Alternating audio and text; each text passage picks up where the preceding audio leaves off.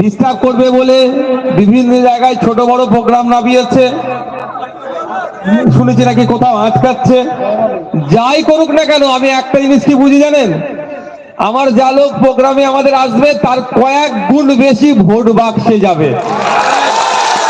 কারণ কি, স্বাভাবিকভাবে হয়তো ভয়কে রক্তচক্ষুকে উপেক্ষা করে আসতে পারছে না, ঠিক কথা, কিন্তু ইভিএম মেশিনের সামনে তো গিয়ে সে আর ইভিএম মেশিন তৃতীয় কাউকে তো দাঁড়াতে দেব না।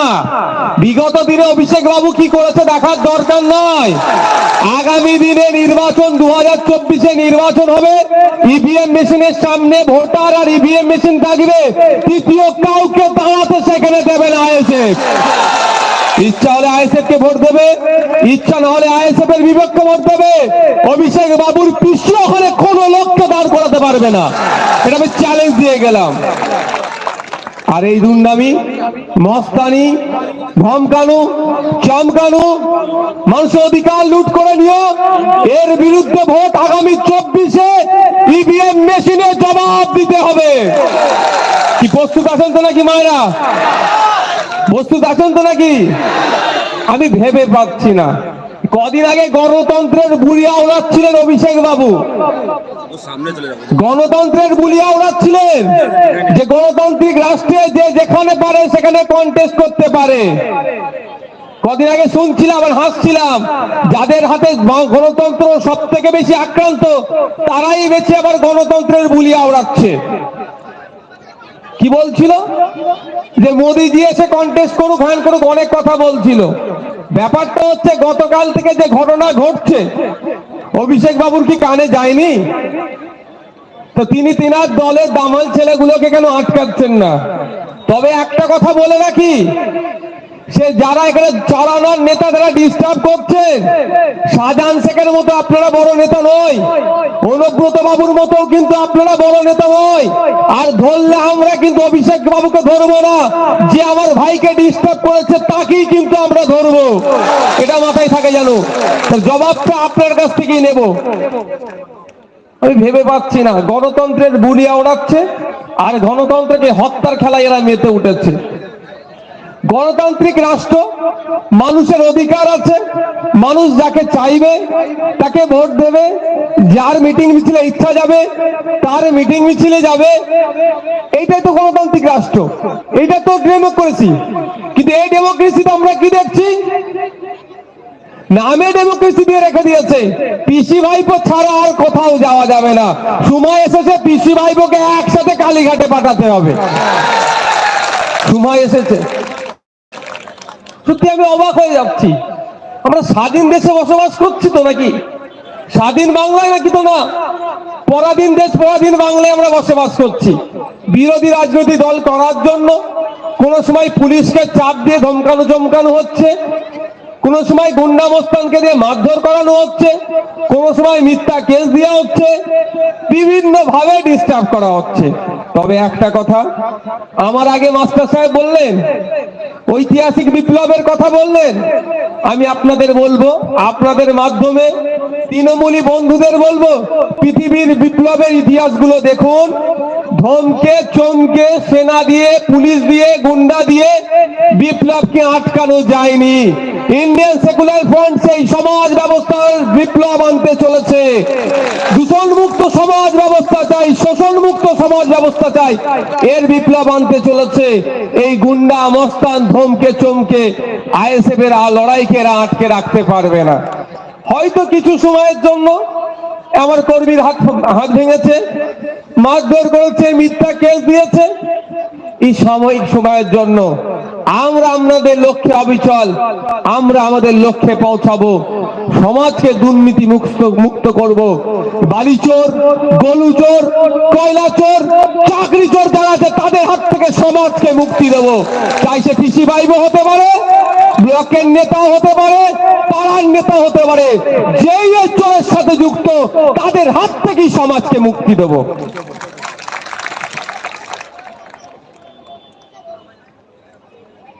তার হাত থেকে সমাজকে মুক্তি দেবো। আমরা এখানে আজ কি লক্ষ্যে নিয়ে এসেছি, আজকে প্রোগ্রাম আমাদের কি আছে, কেন্দ্রের যে বিজেপি সরকার আছে তার যে সাম্প্রদায়িক রাজনীতির বিরোধিতা করে এবং আমাদের রাজ্যে যে তৃণমূল কংগ্রেসের সরকার চলছে তার দুর্নীতি, অপশাসন এবং বিরোধী কণ্ঠকে যে রোধ করার চেষ্টা চলছে, এর বিরুদ্ধে আমাদের জনসভা। আমি ধন্যবাদ জানাই এত মানুষ উপস্থিত হয়েছেন, এত ভয়কে উপেক্ষা করে।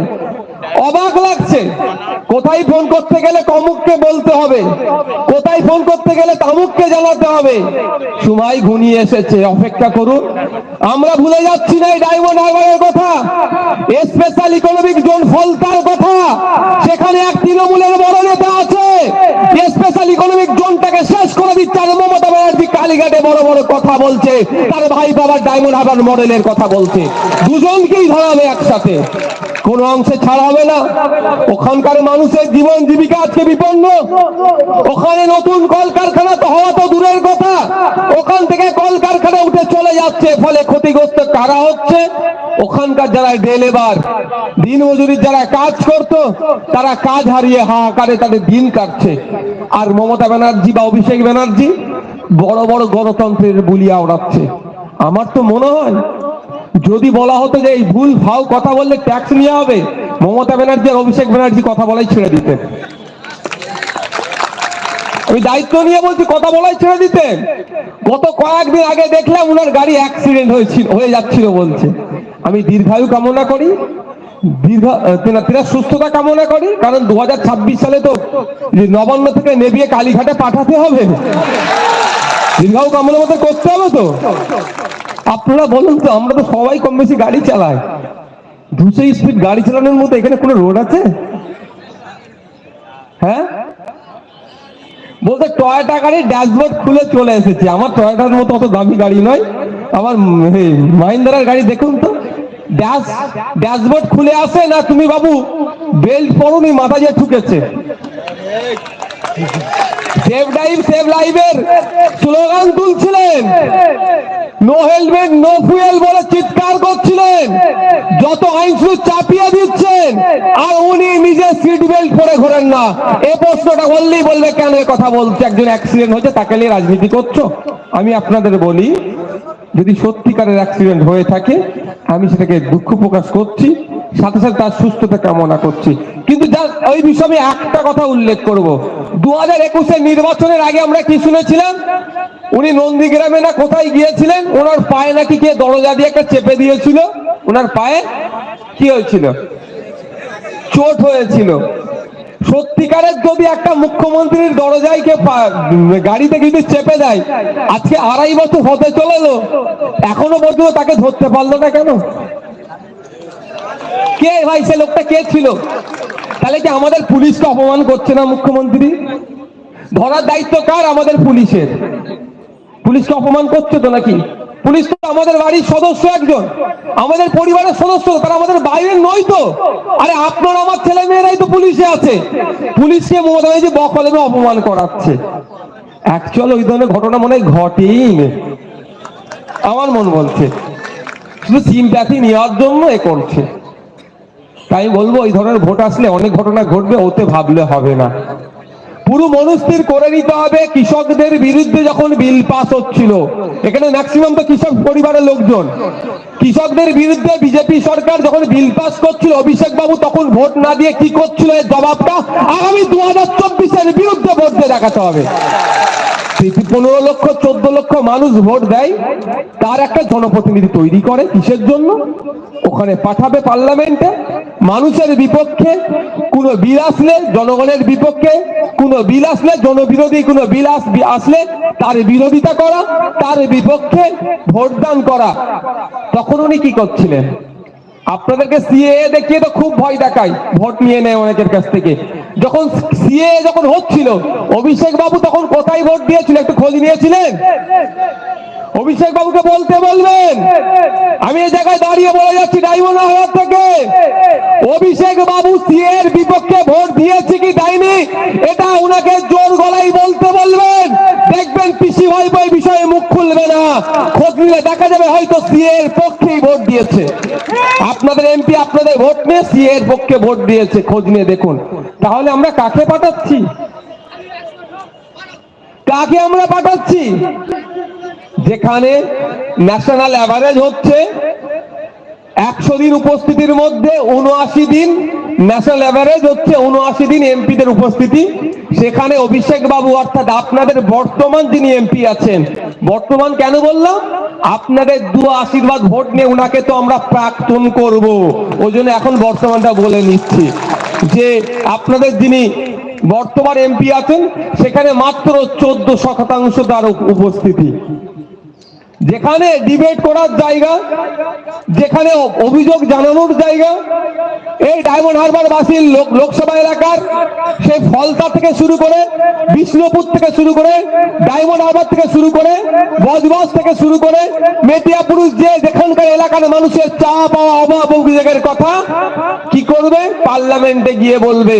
এই বলার উপস্থিতিতেও মাত্র 14% আপনাদের এলাকার বর্তমান এমপির উপস্থিতি। মানে উনি তো যেতে চাইছেন না। যেখানে ন্যাশনাল এভারেজ হচ্ছে 79% অর্থাৎ 79%, সেখানে মাত্র 14% এই অভিষেক বাবুর উপস্থিতি। তাহলে অভিষেক বাবু তো যেতে চাইছে না, তাহলে আবার পাঠাবার কি দরকার আছে তৃতীয়বারের জন্য? উনাকে বলুন, উনি অনেক গিয়েছেন, দিল্লি যেতে আসতে অসুবিধা হচ্ছে, আপনি কালীঘাটেই থাকুন, এর বাইরে আপনাকে বার হতে আর হবে না। হবে তো নাকি মায়েরা? না, 500 টাকা দিয়ে ভুলিয়ে দিয়েছে বলে মায়েরা 500 টাকা দিয়ে ভুলিয়ে দিলে হবে নাকি? আবার নতুন একটা খেলা বার করেছে, 1000 টাকা করে দিচ্ছে অভিষেক বাবু। ওই 9 বছর পরে উনার মনে পড়লো, 9.5 বছর পরে মনে পড়েছে। ওই 9.5 বছর পরে আইএসএফ এমন খেলা দিয়েছে, এখন মনে পড়ছে। এটা যদি সরকারের পক্ষ থেকে অভিষেক বাবু দেওয়ার ব্যবস্থা করত, আমি সিরিয়াস বলছি, এই জায়গায় দাঁড়িয়ে অভিষেক বাবুকে আমি ধন্যবাদ জানাতাম। যদি এটা সরকারের পক্ষ থেকে দেওয়া হতো, সরকারের পক্ষ থেকে দেওয়া হলে কি লাভ হতো, এটা কন্টিনিউ চলতো, এটা বন্ধ হতো না। এটা অভিষেক বাবু নিজের কাছ থেকে দিচ্ছেন, বা কিভাবে দিচ্ছেন পরে জানা যাবে, আরটিআই করলেই পাওয়া যাবে, সময় আমরা আরটিআই করব। তো কথা হচ্ছে, ছাড়ার কোনো জায়গা নেই।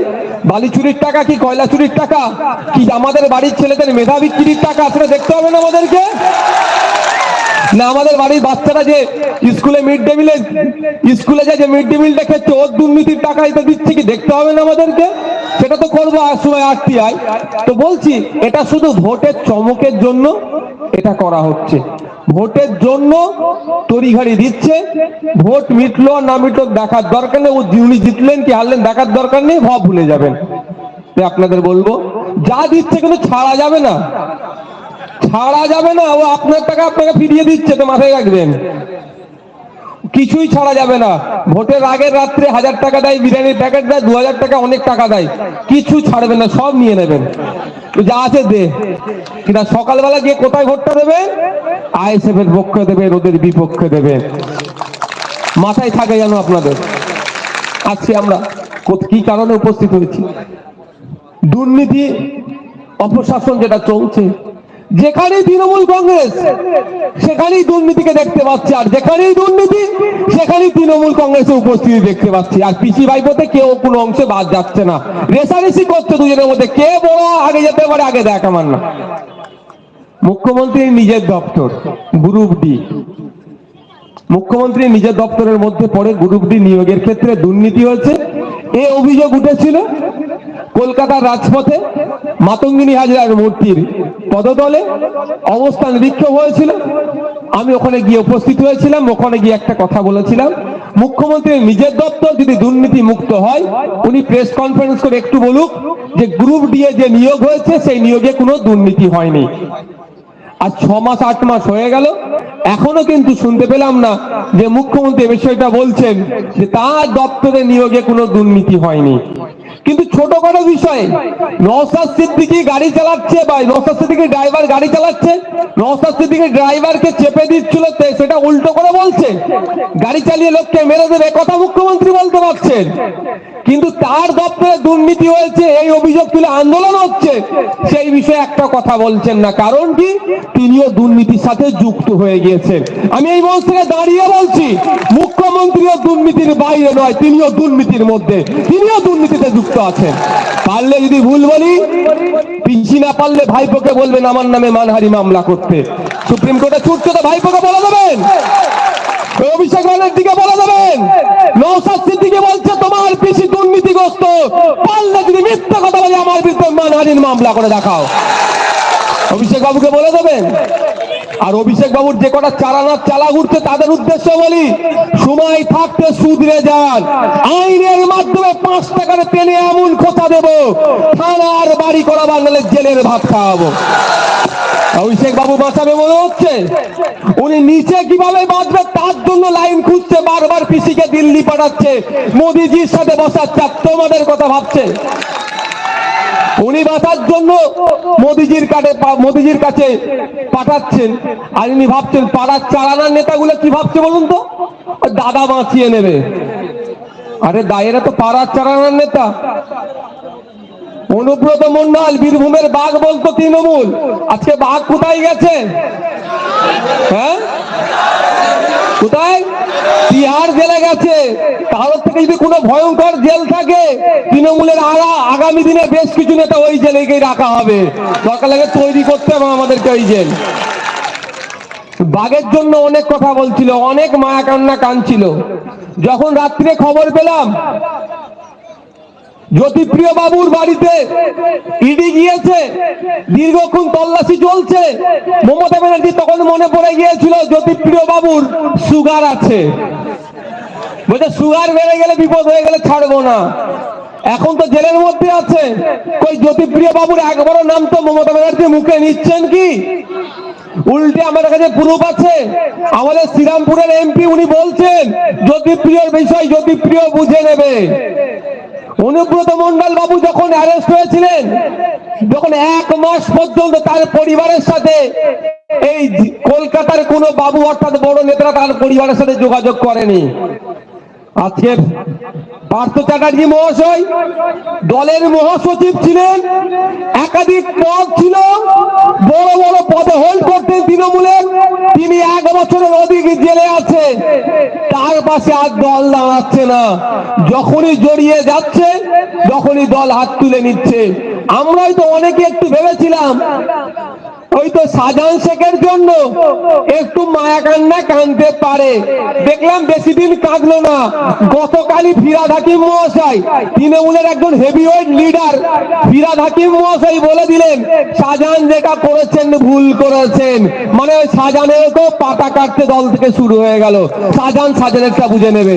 শাহজাহান যদি শাহজাহানেরটা বুঝতে হয়, তাহলে আপনার পাড়ার চালানার নেতা এখন আমাদের গাড়ি আটকাচ্ছে, হ্যান করছে, ত্যান করছে, যারা যা অন্যায় করছে, তারা যখন ফেঁসে যাবে তাদের পাশে দল থাকবে তো? শাহজাহানের পাশে দল থাকছে না, আপনার পার্থ বাবুর পাশে দল থাকছে না, অনুব্রত বাবুর পাশে দল থাকছে না, এদের পাশে দল থাকবে তো? একটু গিয়ে শুনিয়ে দেবেন, আপনারা একটু জানিয়েও দিন। অনেক ক্ষেত্রে দেখছি আমাদের ছেলেদের নামে অনেক মিথ্যা কেস দিয়ে অনেককে পুলিশকে দিয়ে অ্যারেস্ট করাচ্ছে। পুলিশের প্রতি আমার ব্যক্তিগত কোনো রাগ নেই ভাই, আমার কোনো পুলিশের প্রতি রাগ নেই, তাকে জানিয়ে দিই আপনাদের।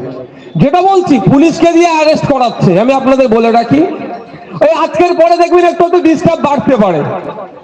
আচ্ছা, জেল খাটতে প্রস্তুত কারা একটু হাত তুলে দেখান তো। মায়েরা কি জেল কাটবেন না? মায়েরা সবাই প্রস্তুত তো? আপনাদের ভয়টা একটু কাটিয়ে দিই। আজকের পর থেকে হয়তো দেখবেন মিথ্যা কেস দিয়ে পুলিশকে দিয়ে একটু ডিস্টার্ব করাবে শীতকালের সময়। আপনারা দেখেছিলেন কদিন আগে আমাকে কলকাতায় একটা থানায় ডেকেছিল, আমি গিয়েছিলাম, ব্ল্যাঙ্কেট নিয়ে গিয়েছিলাম, দেখেছিলেন তো? আমাকে ভাই শীতটাকে একটু মানে শীত আমাকে একটু বেশি লাগে। বিশ্বাস নেই এদেরকে, মমতা ব্যানার্জি বা উপর থেকে কোনো নির্দেশ দেবে আপনাকে থাকতে হবে, আমি কেউ কম্বল নিয়ে চলে গেছিলাম, থাকতে বললে আমি থেকে যাবো, কি আছে? তো আপনাদের বলি, আজকের পর থেকে যদি পুলিশকে ডিস্টার্ব করে, যদি বাড়িতে আসে বলবেন সাহেব একটু দাঁড়ান, 1 মিনিট টাইম দেন, কম্বলটা নিয়ে নি, হবে তো নাকি? না পুলিশ আসলে ছুটে পিছন দিকে পালাবেন, কা পুরুষেরা ছুটে পালায়, বীর পুরুষেরা পালায় না, মাথায় রাখবেন। এসব করতে এসেছি, কা পুরুষই নয়, বীর পুরুষের মতো মাথা তুলে থাকবো। ওরা চোরে জেলে গেলে চোর চোর বলে ডাকে। আমি তো প্রেসিডেন্সি জেলে ছিলাম, মালিক ভারত ছিল প্রেসিডেন্সি জেলে, শাহাবুদ্দিন তো ছিল। খোঁজ নিয়ে দেখুন, পার্থ বাবুকে বাইরে বার করতো না, এত চোর বলে ডাকতো। আর আমাদের নেতারা বাইরে ঘুরলে সবাই হাত মিলিয়ে যেত, জেলে গেলেও আমরা সম্মান পাবো। জেলে গেলে আমরা সম্মান পাবো। তো একটা কম্বল নিয়ে বলবেন চলুন, আর ঘরের লোককে বলে দেবেন আমাদের যারা দায়িত্বশীল আছে আধার কার্ডের বা ভোটার কার্ডের জেরক্সটা পৌঁছে দিতে। আমি দায়িত্ব নিয়ে বলছি, আপনাদেরকে ডায়মন্ড হারবার কোর্টে তোলার আগে আমাদের লয়ার ডায়মন্ড হারবার কোর্টে হাজির থাকবে আপনাদের জন্য। মাথায় রাখবেন, মাথায় থাকবে। কেন বললাম ডায়মন্ড হারবার কোর্টে জামিন হলো না, আলিপুর কোর্ট তো নাকি, আলিপুর ডিস্ট্রিক্ট কোর্টে যাব, ধরে নিলাম ওখানেও জামিন হলো না, হাইকোর্টে গিয়ে জামিন করাবো। তাও ধরে নিচ্ছি হাইকোর্ট, ধরে নিচ্ছে হাইকোর্টে হলো না, সুপ্রিম কোর্টে গিয়ে জামিন করিয়ে আমার ভাইকে মালা পরিয়ে বাড়িতে নিয়ে আসবো আমরা। আমাদের কর্মীদের আবেগী আমাদের কাছে বড়। কলকাতায় 1000 লোকের সমাবেশ করার পারমিশন দিয়েছিল, কিন্তু আমরা দেখলাম আমার কোন ভাইটাকে ছাড়বার, কোন ভাইটাকে ডাকবো। আমার কর্মীরা আবেগ, জেলার নেতৃত্বদের আবেগকেও আমরা কোনোভাবে এমন উপেক্ষা করতে পারি না, আমাদের কর্মীদের আবেগকেও আমরা উপেক্ষা করতে পারবো না। এবারও তো প্রায় 1005 কেমন মায়েরা কলকাতা যাবে বলে প্রস্তুত নিয়েছিল, কোন মাকে আটকে পালন করবার, কোন মাকে ডাকবো। সেই জন্য টোটালটা আমরা বন্ধ রেখেছিলাম। আমাদের কর্মীদের আবেগের কাছে আমরা পরাজিত হয়েছি, আর বারবার আপনাদের আবেগের কাছে আমরা পরাজিত হতেও প্রস্তুত আছি। আমি আপনাদের বলে রাখি, জামিন তো করাবো, জামিন করি কি ছেড়ে দেবো নাকি? কি মনে হচ্ছে ছেড়ে দেবো? মিথ্যা কেস কদিন চলবে? কদিন চলবে? 2 বছর, 4 বছর, খুব বেশি হলে 5 বছর। 5 বছর পরে কেস ডিসমিস। আমার যার নামে কেস দিয়েছে সে কি হবে? খালাস। তারপরে কি ছেড়ে দেবো নাকি? ওকে দিয়েই যে না, যে দাদা দিদির কথা শুনে, অভিষেক ব্যানার্জি বা মমতা ব্যানার্জির কথা শুনে আমাদের ভাইদের নামে মিথ্যা কেস দিয়েছে, আমরা অভিষেক ব্যানার্জি মমতা ব্যানার্জিকে দেখবো না। যে আমার ভাইয়ের নামে মিথ্যা কেস দিয়েছে তার নামে মানহানির মামলা ঠুকবো। দুরকম হয়, একটা সিভিলে হয়, একটা ক্রিমিনালে হয়, একটা ক্ষতিপূরণ হয় আর একটা জরিমানা জেল হয়। দেখবো ব্যাটাটা যদি অর্থশালী হয়, বিত্তশালী হয়, ওকে দেবো জেলের মামলা, আর যদি গরিব মানুষ হয়, চর্বি বেশি, ওর দেবো ক্ষতিপূরণ, অর্থের মামলা দেবো। বুঝতে পারছেন তো? ও বড় লোক হলে ওকে জেল খাটাবো, আর ও গরিব হলে ওকে আমি কষান মানে টাকার ফাইন মারবো। এই মামলা করব, ছাড়বো না। আমরা আইন হাতে তুলে নেব না। যদি কেউ আইন হাতে তুলে নেয় তার পাশে আইএসএফ যেমন থাকবে না, আর যে আইনকে মান্যতা দিয়ে চলবে তার জন্য সর্বোচ্চ আইনের লড়াই লড়তে আইএসএফ প্রস্তুত আছে। সুতরাং ভয় পাওয়ার কোনো জায়গা নাই, ভয় আপনারা পাবেন না। ধমকে চমকে বেশি দিন আটকে রাখা যায় না। আমি আপনাদের দায়িত্ব নিয়ে বলতে পারি, তৃণমূল দলটা আজকে নেতা কি বলবো, তো কি বলে গো, লোকাল ভাষায় কি বলে, হ্যাঁ,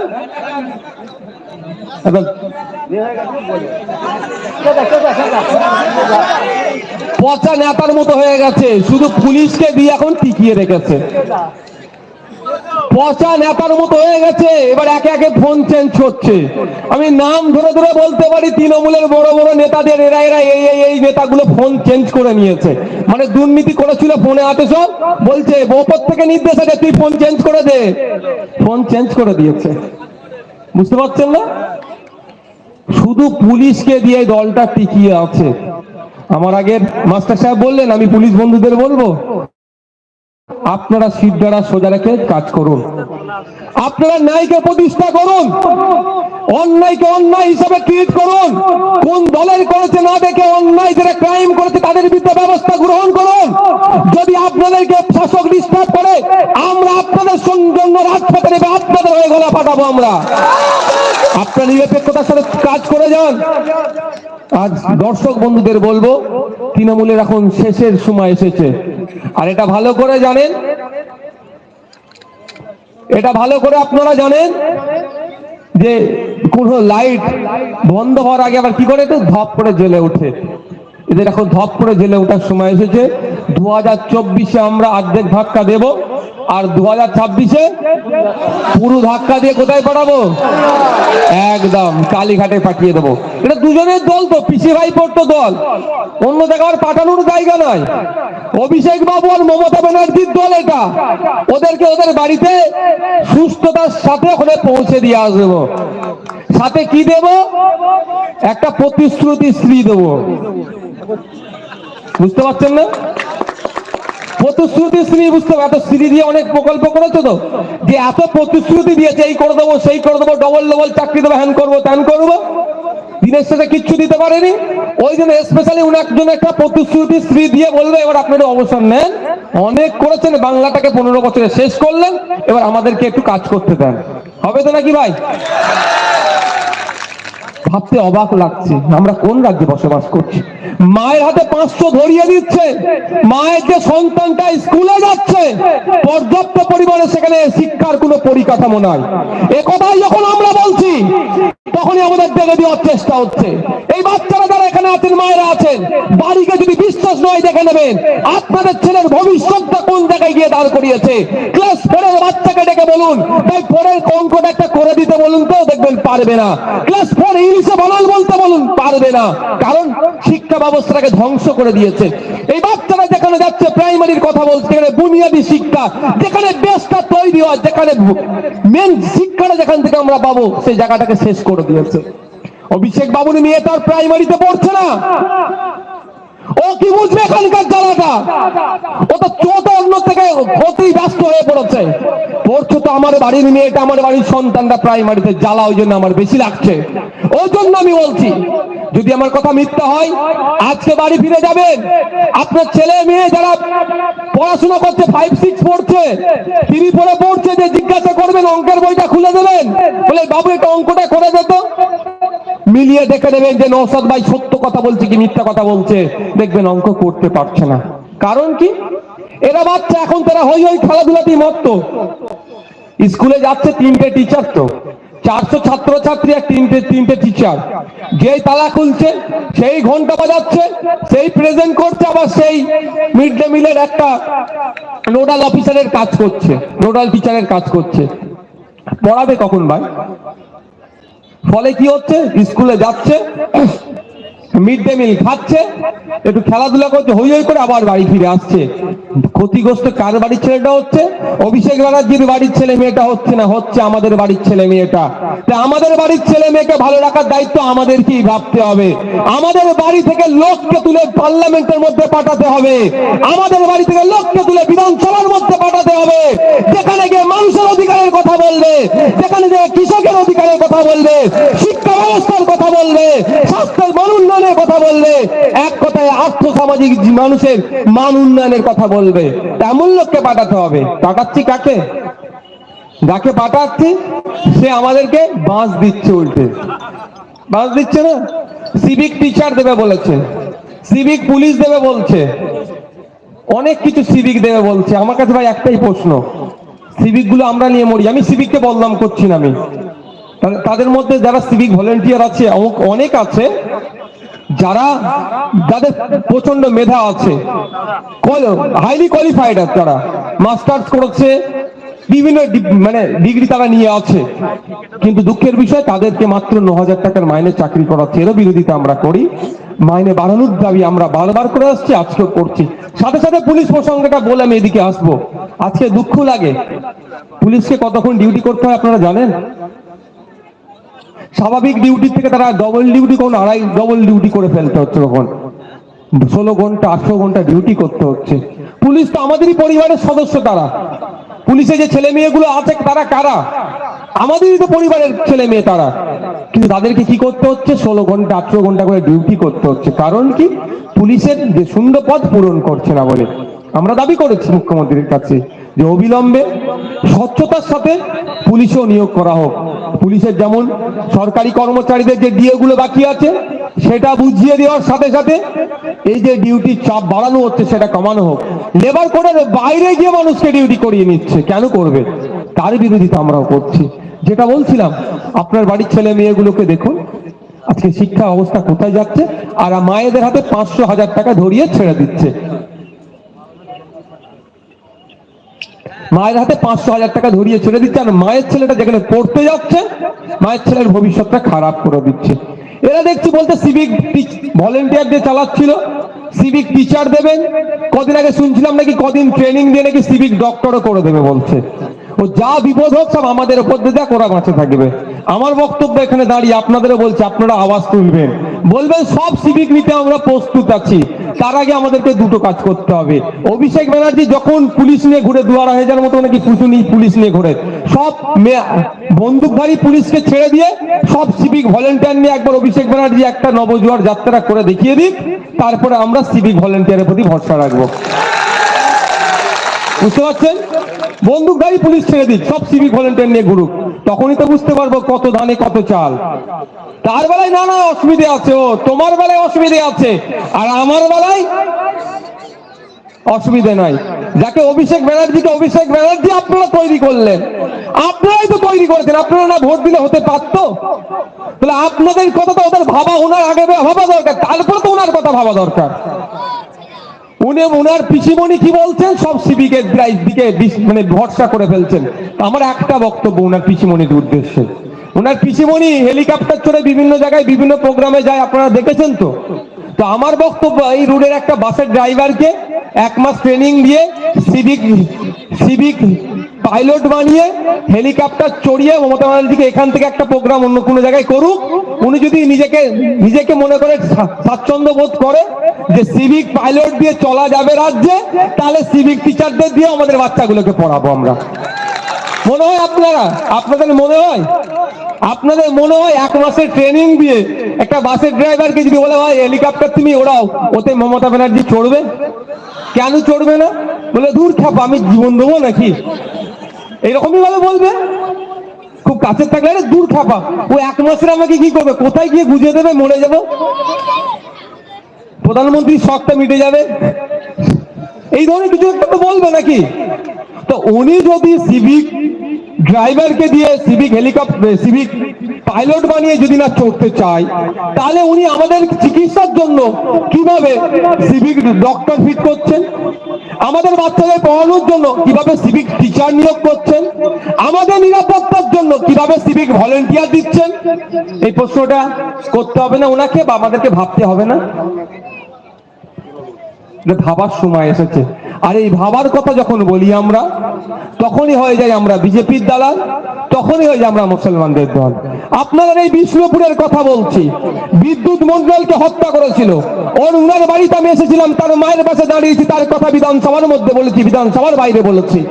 যখন দেবত্ব সম্পত্তি লুট হয়ে যাচ্ছে এই মমতা ব্যানার্জির আমলে, দেবত্ব সম্পত্তি হস্তান্তর যোগ্য নয়, হিন্দু ধর্মের পূর্বপুরুষেরা ধর্মের জন্য, ধর্মস্থানের জন্য সেবায়াতের মাধ্যমে কিছু সম্পত্তি যেগুলো উৎসর্গ করে গিয়েছে, সেটাকে দেবত্ব সম্পত্তি বলে, সেটা হস্তান্তর যোগ্য নয়।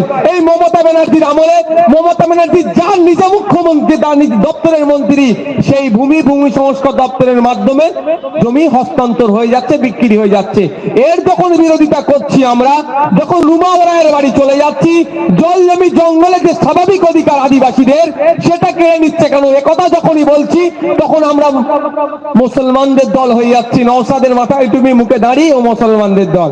যখন চলে যাচ্ছি ওয়াকফ প্রপার্টি উদ্ধারের কথা বলছি, যখন আনিসকে হত্যা করা হলো কেন তার জবাব চাইছি, যখন সংখ্যালঘুদের সাথে যে দ্বিচারিতা হচ্ছে, সাচার কমিটির সুপারিশ বাস্তবায়ন তো দূরের কথা, উল্টা আরো বঞ্চিত হচ্ছে, যখন কথা বলছি, তখনই নওশাদ সিদ্দিকী বিজেপির দালাল, আইএসএ বিজেপির দালাল হয়ে যাচ্ছে। যাবো কোথায়? ওয়াকফ সম্পত্তি উদ্ধারের কথা বললে বিজেপির দালাল, আর দেবত্ব সম্পত্তি উদ্ধারের কথা বললে মুসলমানদের দল, মানে দেখে দেওয়ার চেষ্টা করছে। বন্ধুগণ যারা উপস্থিত হয়েছেন, আপনাদের কাছে বলবো, চোখ কান খুলে রাখুন। আগামী দিনে এমন লোককে নির্বাচিত করে পার্লামেন্টে পাঠাবেন যে আপনার অভাব অভিযোগের চা পাওয়ার কথাটা সেখানে বলবে। অনেকে বলবে একা কি করবে, শুধু একটা বলবেন, বর্তমান পশ্চিমবাংলায় 293টা বিধায়ক আছে, তার মধ্যে সংযুক্ত মোর্চা তথা আইএসএফ এর একটাই আছে, তাতে যদি মমতা ব্যানার্জির ঘুম হারাম হয়ে যেতে পারে, অভিষেক ব্যানার্জি ঠিকঠাক না ঘুম হতে পারে, তাহলে পার্লামেন্টে একটা পাঠালেও মোদিজির কি অবস্থা হবে? মোদিজির জায়গায় যদি রাহুলজি থাকে বা আমাদের দিদি যদি প্রধানমন্ত্রী হয়ে যায়, তাহলে কি অবস্থা একা করবে বুঝিয়ে দেবে। সংখ্যাটা বড় কথা নয়, বলার মন মানসিকতা চাই, বলার সাহস চাই, বলার মতো গ্রাউন্ড তৈরি করতে হবে। সংখ্যা নিয়ে কি করবেন? সংখ্যাটা নিয়ে হবেটা কি? সংখ্যাতে নয়, বলতে হবে। তাই বলবো আপনাদের কাছে, যখন আমরা এটা আপনাদের ভুললে হবে না। এই ভোট আসছে, ভোট আসলে একটা সময় ছিল, ভোট কখন আসতে জানতে পারবেন কি ছিল একটা সময়, রাস্তাঘাট মেরামত হয় যখন। এবার তার মানে পিচের গন্ধ নাকে আসছে, তাহলে মনে হয় এবার ভোট আসছে। এখন কিন্তু ওটা চলে গিয়েছে। এখন কি বলুন তো, হ্যাঁ এখন সিএ, কি বললাম, সিএ আসলেই জানবেন ভোট আসছে। নভেম্বরের 29 তারিখে অমিত শাহজি আসলেন কলকাতায়, সেই 2021-এর নির্বাচনের আগে এসে বলে গিয়েছিল, তারপরে সে কি বললেন, হাম সিএ কারকে রাখেঙ্গে।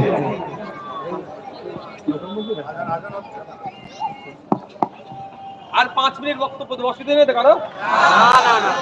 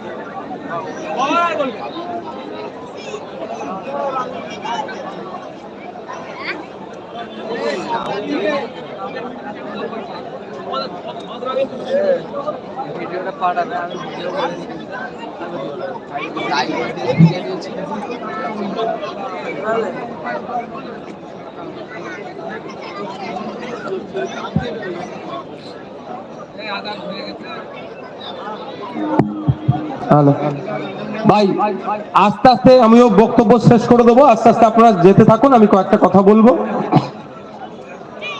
দেখুন, এই তো আসা শুরু হয়েছে লোকসভাকে কেন্দ্র করে, আগামী দিনে আসবো, তবে আপনাদেরকে না আস্তে আস্তে আস্তে আস্তে বিদায় নিতে হবে ভাই, আমি যাবো, আস্তে আস্তে শুনতে শুনতে চলে যান। তবে আপনাদের কাছে আমার একটা অনুরোধ, আগের জীবন এটা মাথায় রাখবেন। এরা এতটা হিংস্র হয়ে উঠেছে, আপনাদেরকে কোনো সময় আক্রমণও করতে পারে। তো অনুরোধ করব, নিজের জীবনটা, নিজের কথা ভাববেন। সব প্রোগ্রামে আসতে হবে এই ধরনের কোনো ব্যাপার নয়, বাধ্যবাধকতা নয়, আমরা জোরও নেই আপনাদের কাছে। তবে অনুরোধ একটাই, যখন ইভিএম মেশিনের সামনে দাঁড়াবেন আমাদের কথা একবার ভাববেন। ইভিএম মেশিনের সামনে যখন দাঁড়াবেন এ কথা ভাববেন, পার্লামেন্টে যখন কৃষকদের বিরুদ্ধে বিল পাস হচ্ছিল, এই রাজ্যের যে সমস্ত তৃণমূলের এমপিরা, তাদের কি ভূমিকা ছিল, অভিষেক ব্যানার্জির কি ভূমিকা ছিল, এটা একবার ভাববেন। যখন ইভিএম মেশিনের সামনে দাঁড়াবেন, সিএ যখন বিল পাস হচ্ছিল পার্লামেন্ট থেকে, অভিষেক ব্যানার্জির কি ভূমিকা ছিল একবার ভাববেন। ইভিএম মেশিনের সামনে যখন দাঁড়াবেন, মেদিনীপুরের গার্মেন্টস শিল্পটাকে এক প্রকার ধ্বংস করে দিয়েছে কারা, কাদের আমলে ধ্বংস হয়ে যাচ্ছে একবার ভাববেন। ইভিএম মেশিনের সামনে যখন দাঁড়াবেন, এই যে সিন্ডিকেট রাজ চলছে, পাড়াতে পাড়াতে যেভাবে মস্তান গুন্ডা তৈরি হচ্ছে, এটাকে বন্ধ করতে যদি চান একবার ভাববেন। ইভিএম মেশিনের সামনে যখন দাঁড়াবেন, আপনার অধিকার যারা কেড়ে নিচ্ছে তাদের বিরুদ্ধে ভোট দিতে হবে, এটা মাথায় রেখে তৃণমূল বিজেপির বিরুদ্ধে ভোট দেবেন এবং আইএসএফ এর পক্ষে ভোট দিয়ে বিপুল ভোটে জয়যুক্ত করুন। আমি আপনাকে দায়িত্ব নিয়ে বলতে পারি, আপনাদের চাপা অবাক অভিযোগের কথা পার্লামেন্টে গিয়ে সর্বপ্রথম এখান থেকে নির্বাচিত গিয়েই বলা হবে, এতদিন যেটা বলেনি। আমি তো অবাক হয়ে যাচ্ছি, অবাক হয়ে যাচ্ছি। আপনার জায়গা, আপনার দলিল, আপনার পর্চা, আপনার কাছে কনভার্সনের সার্টিফিকেট, আপনার কাছে প্ল্যানের জন্য স্যাংশন সব পেপার থাকার পরেও আপনি যখন বাড়ি করতে চাইছে যাচ্ছেন, তখন কি করছে আপনার কাছে এসে 20,000 30,000 টাকা তোলা চাইছে। প্রথম একটা দল কিছু নিয়ে চলে গেল, তারপরে দ্বিতীয় গোষ্ঠী আসলো, তৃতীয় গোষ্ঠী আসলো, যদি চতুর্থ গোষ্ঠীও তাকে তৃণমূলের, তারাও আবার হাত চাইছে, টাকা চাইছে। এটাকে বন্ধ করতে চাই আমরা। আপনার বাড়ি বানাবেন, কি বালি কি রড কি লাগবে সবটাই নাকি এখন তৃণমূল ঠিক করে দিচ্ছে। এর হাত থেকে সমাজকে মুক্তি দিতে হবে। সমাজকে মুক্তি দিতে চাইলেই ঐক্যবদ্ধ হতে হবে। আসুন ঐক্যবদ্ধ হয়ে আইএসএফ এর ছায়া তলে। তবে আপনাদেরকে বলবো একটা কথা, আজকে সত্যি কষ্ট লাগছে, আজকে এই পথটা একটু আপ ডাউন লাগছে, এই পথটা আজকে যেন একটু কাটা বিছানো লাগছে। তবে এটাও বলে রাখি আপনাদেরকে, এই পথ কিন্তু সব সময়ের জন্য কাটা বিছানো নয়। আজকে হয়তো কষ্ট হতে পারে, আগামী দিনে ভালো আছে, ভালো আছে, ভালো আছে। আজকে যদি আমরা একটু কষ্ট করতে পারি, আগামী সকালটা আমরা দুর্নীতি মুক্ত স্বচ্ছ সমাজ ব্যবস্থার সাথে সাথে যে আমরা বাতাসটা নেব, সেই বাতাসে কোনো দুর্গন্ধ থাকবে না, সে বাতাসটা দুর্গন্ধ মুক্ত বাতাস আমরা পাবো। সেই বাতাসের যদি আমরা আশা করতে চাই, তাহলে আমাদেরকে কিছু হলে এখন কন্ট্রিবিউশন করতে হবে, কন্ট্রিবিউশন দিতে হবে। তাই অনুরোধ করব, সাথে এটাও বলবো, রাজনীতি করছেন, রাজনীতি করবেন, দিনের শেষে প্রতিবেশী এটা মাথায় রেখে রাজনীতি করবেন। আপনারা দেখেছেন শুভেন্দু অধিকারীর সাথে মমতা ব্যানার্জির কত লড়াই, একবারের জন্য ওরা হাতাহাতি লড়াই করতে দেখেছেন? লড়াই কি? মিডিয়ার মাধ্যমে, ক্যামেরার মাধ্যমে, মাইকের মাধ্যমে। অধীর রঞ্জন চৌধুরী খোকাবাবু খোকাবাবু বলে অভিষেক বাবু বা কাউকে একটা টিপ্পনি কাটে, যদি আমি ওইসবে আমি ওতে প্রশ্রয় দিই না, আমাকে ভালো লাগে না। কিন্তু খোকাবাবু বলে কাউকে টিপ্পনি কাটে, কাকে কাটছে আমরা সবাই বুঝতে পারি। কিন্তু অধীর রঞ্জন চৌধুরী বা অভিষেক ব্যানার্জির সাথে কোনোদিন হাতাহাতি লড়াই হয়েছে দেখেছেন? কোনদিন দেখেছেন? আমরা কোনোদিন দেখিনি, না দেখাটাই স্বাভাবিক।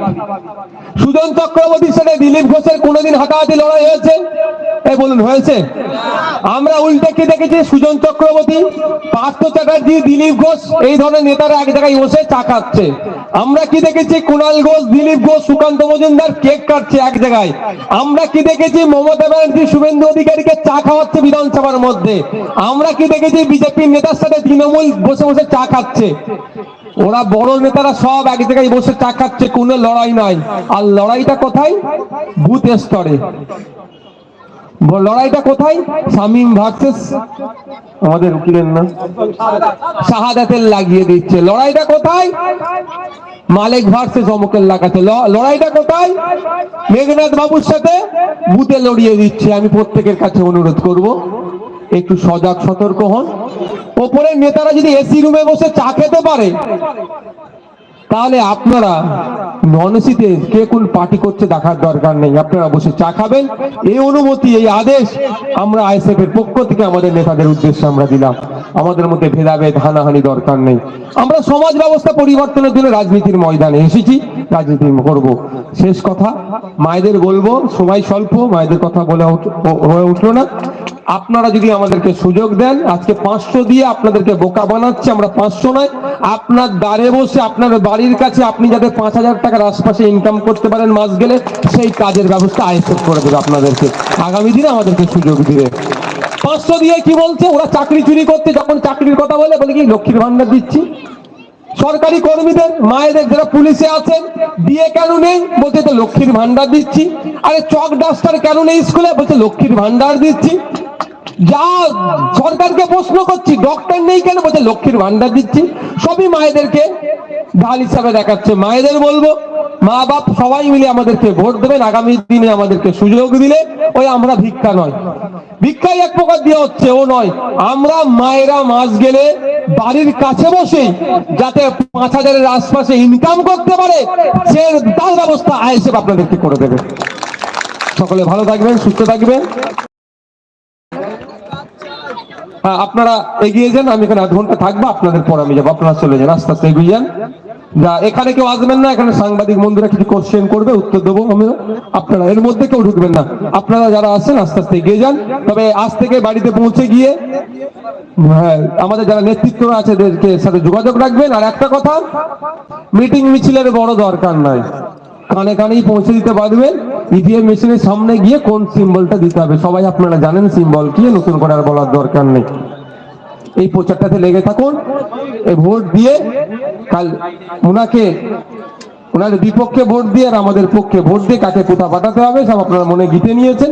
এটা এখান থেকে নিয়ে প্রতিজ্ঞাবদ্ধ হয়ে এখান থেকে আপনারা যান। আর যাবারও বলছি, যারা আসতে পারলো না বা যাদের আসতে দিল না, অবশ্যই গণতন্ত্রের পরিপন্থী।